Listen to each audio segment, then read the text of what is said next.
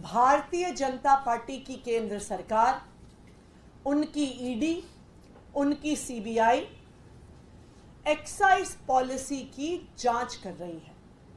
2 साल में सैकड़ों अफसर लगा दिए, हजारों रेड कर दी, लेकिन 1 रुपया भी इस केस में आम आदमी पार्टी के किसी भी नेता से नहीं मिला।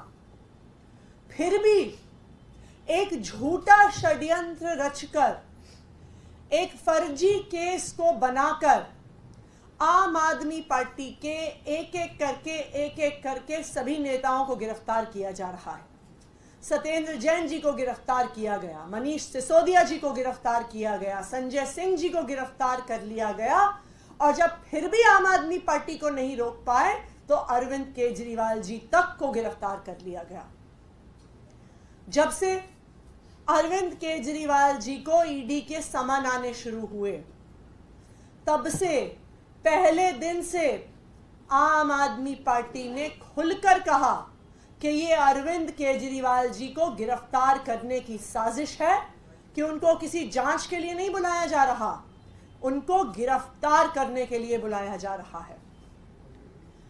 तब भारतीय जनता पार्टी के प्रवक्ता और सभी मीडिया चैनल के साथी हमसे पूछा करते थे कि जी ये तो एक समन है, आप कैसे कह सकते हैं कि गिरफ्तार हो जाएंगे? आपके पास इस बात का कोई प्रमाण नहीं है कि अरविंद केजरीवाल जी गिरफ्तार हो जाएंगे। जब अरविंद केजरीवाल जी को समन आने शुरू हुए तो आम आदमी पार्टी ने खुलकर कहा कि ये ईडी के समन नहीं है, ये भारतीय जनता पार्टी के समन है। फिर से भारतीय जनता पार्टी के प्रवक्ता टीवी पे आकर कहते थे कि नहीं जी, ईडी तो एक स्वतंत्र जांच एजेंसी है, हमारा तो इस जांच से, इस समन से कोई लेना देना ही नहीं है, ये तो आम आदमी पार्टी झूठ बोलती रहती है। लेकिन आज अमित शाह जी के एक इंटरव्यू ने भारतीय जनता पार्टी का पर्दाफाश कर दिया। अमित शाह जी ने खुद कह दिया कि भारतीय जनता पार्टी शासित केंद्र सरकार, उनकी इन्फोर्समेंट डायरेक्टोरेट का पहले दिन से इरादा था कि अरविंद केजरीवाल जी को गिरफ्तार किया जाए, अरविंद केजरीवाल जी को जेल में डाला जाए।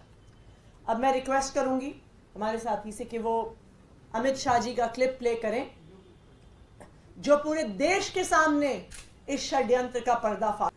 इस वीडियो को देखकर साफ पता चल जाता है, इस इंटरव्यू को देखकर साफ पता चल जाता है कि भारतीय जनता पार्टी और उनके राजनीतिक हथियार ईडी का इरादा ही था अरविंद केजरीवाल जी को समन के बहाने से बुलाना और अरविंद केजरीवाल जी को गिरफ्तार करना। आज अमित शाह जी का ये बयान ये साफ कर देता है कि ये पूरा एक्साइज पॉलिसी का मैटर और जो उसकी जांच 2 साल से चल रही है, एक सोची समझी साजिश है, एक सोचा समझा षड्यंत्र है, आम आदमी पार्टी को परेशान करने के लिए, आम आदमी पार्टी के नेताओं को गिरफ्तार करने के लिए, अरविंद केजरीवाल जी को गिरफ्तार करने के लिए। तो आज अमित शाह जी ने साबित कर दिया है, अमित शाह जी के बयान ने देश के सामने इस बात को स्पष्ट कर दिया है, जो आम आदमी पार्टी पहले दिन से कह रही थी कि ये समन्स अरविंद केजरीवाल जी को गिरफ्तार करने के लिए थे। ये जो पूरा जांच है ये सिर्फ एक षड्यंत्र है, और आज पूरे देश को भी ये पता चल गया है कि भारतीय जनता पार्टी को, प्रधानमंत्री नरेंद्र मोदी जी को, अमित शाह जी को अरविंद केजरीवाल जी से डर लगता है, अरविंद केजरीवाल जी के हमले से डर लगता है, अरविंद केजरीवाल जी जो भारतीय जनता पार्टी के 10 साल के कुशासन को एक्सपोज करते हैं, उससे डर लगता है, इसलिए उन्होंने ये षड्यंत्र रच के उनको जेल में डाल दिया। Thank you.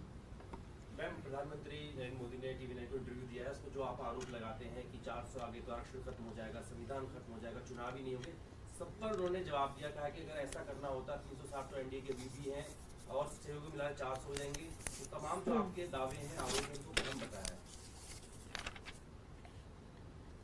प्रधानमंत्री नरेंद्र मोदी जी इस बात का जवाब दें कि क्यों भारतीय जनता पार्टी से जो सारे जुड़े हुए संगठन हैं और जो सारे जुड़े हुए लोग हैं आरक्षण का विरोध करते हैं। मोदी जी मोहन भागवत जी के सालों से चलते आ रहे बयानों का जवाब दें कि वो आरक्षण खत्म करना चाहते हैं।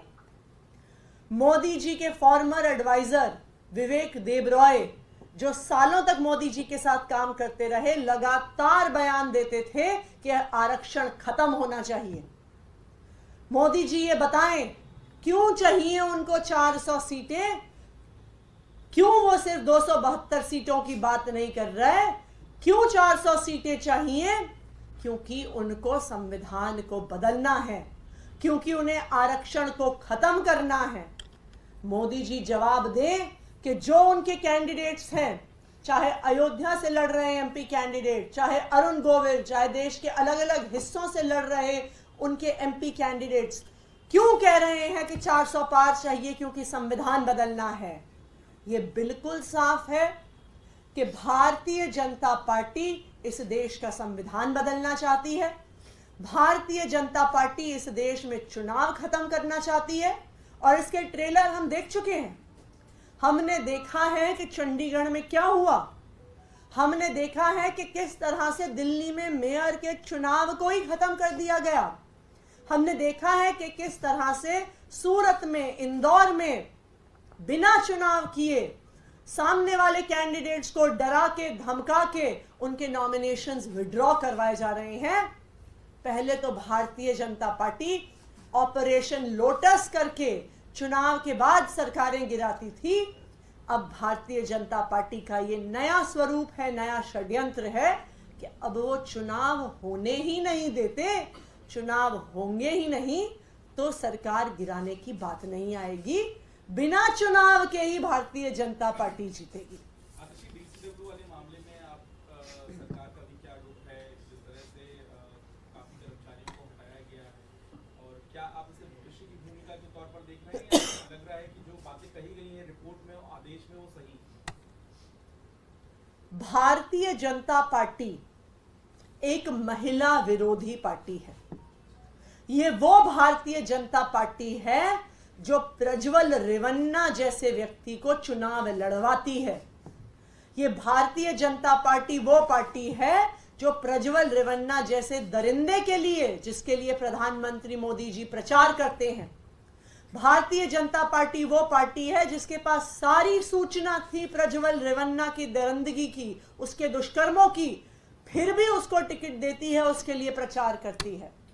और दूसरी तरफ महिला आयोग जैसी संस्था जो परेशान महिलाओं के लिए, डेस्टिट्यूट महिलाओं के लिए, वायलेंस की विक्टिम महिलाओं के लिए काम करती है, उस डीसीडब्ल्यू को, दिल्ली कमीशन फॉर वुमेन को बंद करने की कोशिश की जा रही है, ठप करने की कोशिश की जा रही है। जिन महिला आयोग की एम्प्लॉइज को हटाया गया है उसमें से कई सारी खुद एसिड अटैक की विक्टिम्स हैं। आज देश में महिलाओं के साथ जो एसिड अटैक होता है उसके बाद वो महिलाएं अपने घर से बाहर निकलने में संकोचती हैं। उनके परिवार उनको घर से बाहर नहीं निकलने देते, उनको नौकरियां नहीं मिलती हैं, वो काम नहीं कर पाती हैं।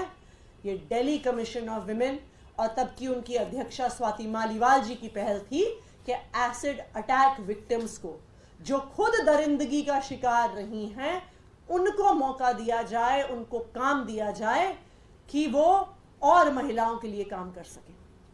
और ये बहुत शर्म की बात है कि भारतीय जनता पार्टी ने ऐसी महिलाओं को नौकरी से हटाया है। राहुल गांधी जो हैं वो रायबरेली से चुनाव लड़ रहे हैं, आप गठबंधन का हिस्सा हैं, और बीजेपी ये कह रही है कि पूरा जो विपक्ष है वो डरा हुआ है, इसलिए अपनी सीटें बदल कर और ऐसी जगहों से चुनाव लड़ रहा है ताकि एक सेफ रूट ढूंढ सके। देखिए, सबसे पहले कौन कहाँ से चुनाव लड़ता है, किस सीट से चुनाव लड़ता है, अलग अलग पार्टियों का अपना आंतरिक मामला है। लेकिन डर किसको लग रहा है, कौन किससे डरता है, ये अमित शाह जी के बयान से सामने आ गया है।